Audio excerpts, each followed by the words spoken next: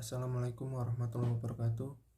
Perkenalkan, kami dari kelompok 9 Manajemen Resiko kelas 5D MBS yang beranggotakan Asfina Safa Maulida NIM akhir 108, Triaditya Bifatwa NIM akhir 109, Anissa Nurisma NIM akhir 110, dan Bayu Rizky Firmanto NIM akhir 111.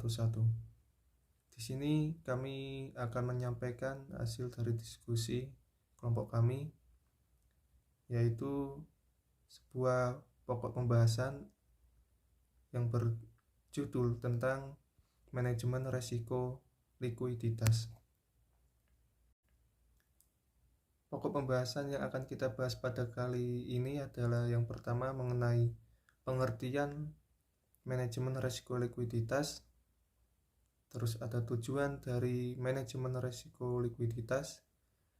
Ada juga jenis-jenis resiko likuiditas, proses manajemen resiko likuiditas, dan yang terakhir penyebab dari manajemen resiko likuiditas. Pengertian resiko likuiditas.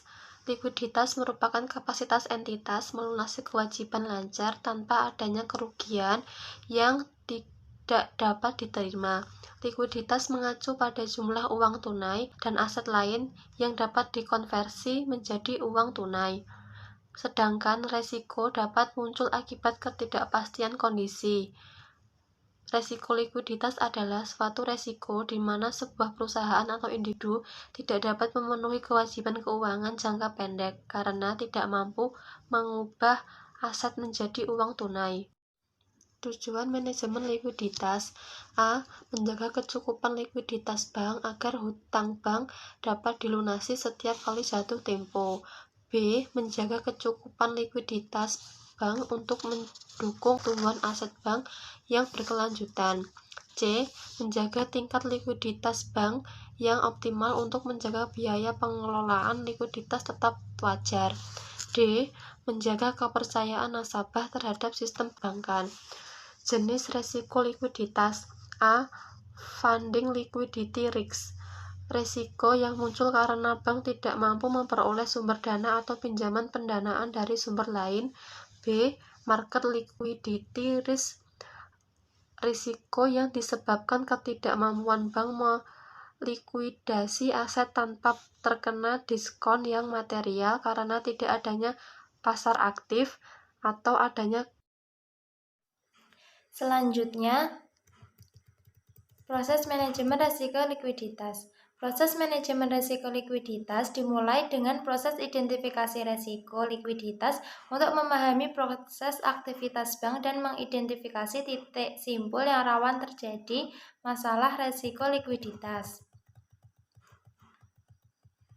Proses identifikasi risiko likuiditas dilakukan untuk eksposur risiko likuiditas saat ini maupun yang akan timbul di masa datang. Dalam melakukan identifikasi risiko likuiditas, bank harus melakukan analisis terhadap seluruh sumber risiko likuiditas.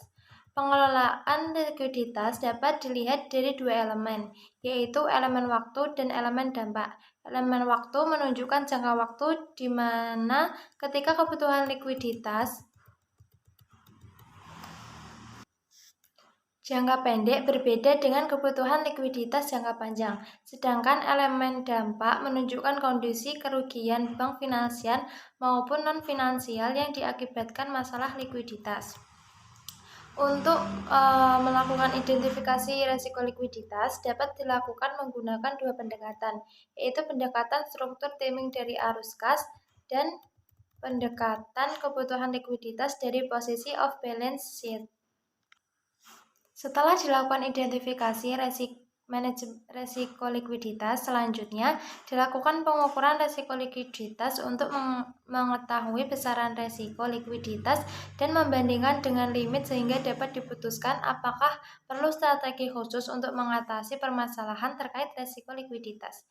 Metode pengukuran resiko likuiditas yang digunakan bank perlu disesuaikan dengan kompleksitas aktivitas bisnis dan profil bank.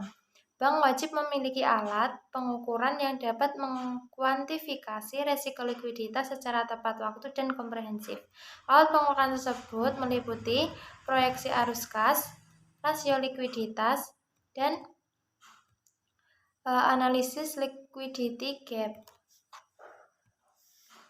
Langkah selanjutnya yaitu pengendalian risiko likuiditas, berupa tindakan aksi yang diperlukan untuk mengatasi persoalan terkait risiko likuiditas. Dalam pengelolaan likuiditas, bank harus memastikan memiliki kecukupan likuiditas untuk memenuhi penarikan terjadwal maupun tidak terjadwal dalam kondisi normal dan tidak normal. Dalam pengendalian risiko likuiditas, bank dapat menetapkan indikator peringatan dini, menetapkan batasan atau limit, dan menyediakan sumber likuiditas. Selanjutnya, penyebab dari resiko likuiditas. Resiko likuiditas disebabkan karena ketidakmampuan bank menghasilkan arus kas dari aset produktif atau yang berasal dari hasil penjualan aset, termasuk likuid atau dari penghimpunan dana masyarakat, transaksi antar bank atau pinjaman yang diterima. Kemudian terdapat beberapa hal yang harus diperhatikan untuk menentukan besar kecilnya resiko likuiditas. Banyak yang ditentukan oleh hal-hal sebagai berikut. Yang pertama, kecermatan perencanaan arus kas berdasarkan pada prediksi pembiayaan dan prediksi pertumbuhan dana, termasuk mencermati tingkat fluktuasi. Yang kedua, ketetapan dan mengatur struktur dana. Yang ketiga, ketersediaan aset yang siap dikonversikan menjadi kas. Yang keempat, kemampuan akses ke pasar antar bank atau sumber daya lainnya, termasuk fasilitas lender of last resort. Baik, akan saya lanjut mengenai faktor internal. Yang pertama ada exposures lembaran tinggi. Yang kedua, bank sangat bergantung pada perusahaan jangka pendek. Yang ketiga, kesenjangan dalam tanggal jatuh tempo aset dan liabilitas. Yang keempat, bank-bank ekspansi aset cepat melebihi dana yang tersedia di sisi kewajiban. Yang kelima, konsentrasi deposito dalam tenor jangka pendek. Yang keenam, kurang alokasi dalam instrumen pemerintah cair. Yang ketujuh, lebih sedikit penempatan dana dalam deposito jangka panjang. Yang terakhir yaitu faktor eksternal. Yang pertama, pasar keuangan dan deposan yang sensitif. Yang kedua, guncangan ekonomi eksternal dan internal. Yang ketiga, kinerja ekonomi rendah dan lambat. Yang keempat, mengaruhi kepercayaan deposan pada sektor perbankan. Tiba-tiba dan penarikan likuiditas besar-besaran dari deposan. Mungkin itu yang bisa kami sampaikan. Kurang lebihnya mohon maaf. Wassalamualaikum warahmatullahi wabarakatuh.